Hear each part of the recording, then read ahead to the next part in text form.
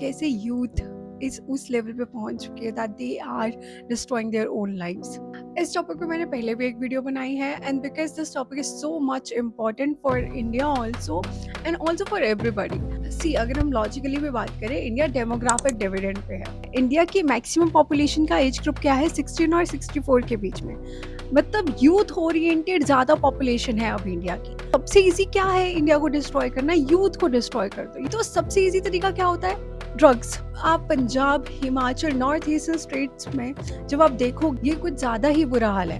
And ऐसा भी नहीं है कि लोगों को सोर्सेज नहीं पता कहाँ से आ रहे हैं। People are aware of the sources also. Like to be very honest, if we when we study about the mafia groups like golden triangle, golden crescents, अगर ये सब रिवाइव हो रहा है तो मतलब कहीं ना कहीं से तो कोई नेटवर्क बन रहा है ना। People are involve. तो it's not even that difficult to decode it, but still government is not paying that attention. आप सिर्फ एक स्पीच देते हो एक दिन आके एंड दैट्स इट। उसके बाद क्या? अभी 2026 में ही नार्कोटिक्स ब्यूरो ने एक रिपोर्ट रिलीज करी थी, उसमें उन्होंने क्लियर बोला था कि अब म्यांमार इलिसिट ओपियम का सबसे बड़ा अनडिस्प्यूटेड किंग बन चुका है।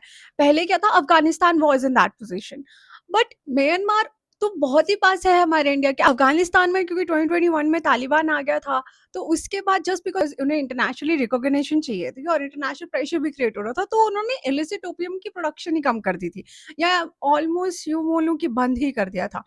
इलिसिट मतलब गैर कानूनी, अगर किसी को नहीं समझ आ रहा है। तो उसके बाद म्यांमार में ये प्रोडक्शन स्टार्ट हो गई और म्यांमार अब एक तरह से अपना जो पुराना गैंग है, जो बहुत पहले भी चलता था इनका, अब वो रिवाइव कर चुके हैं।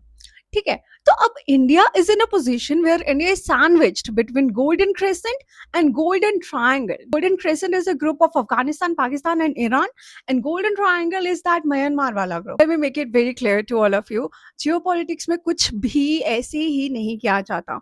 एक छोटी सी चीज भी किसी देश को बर्बाद कर सकती है। And all the countries out there know कि India is in a demographic dividend. उनकी मेजर पॉपुलेशन यूथ है। इंडिया को बर्बाद करने का क्या तरीका है? यूथ।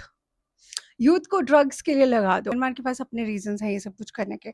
वहाँ पे पॉलिटिकल इंस्टेबिलिटी है क्योंकि मिलिट्री कूप 2021 में आया था, उसके बाद ज़्यादा अनस्टेबल सिचुएशन थी। एंड देन वहाँ पे आर्म रेबिलियन भी ज़्यादा है, एंड ऑल्सो 1 और 3 मोर फैक्टर्स। अफगानिस्तान में भी सेम था। द पॉइंट इज, किसी भी तरह अगर आपकी कंट्री में एक अंडर सिचुएशन क्रिएट की जा रही है या पॉलिटिकल इंस्टेबिलिटी लाने की कोशिश की जा रही है, then it's very important for government to see the factors that what is influencing youth. आपके यूथ के पास अगर जॉब्स नहीं है तो आप अपॉर्चुनिटीज प्रोवाइड करिए, make them happy. Asking for a better education system, that's not wrong.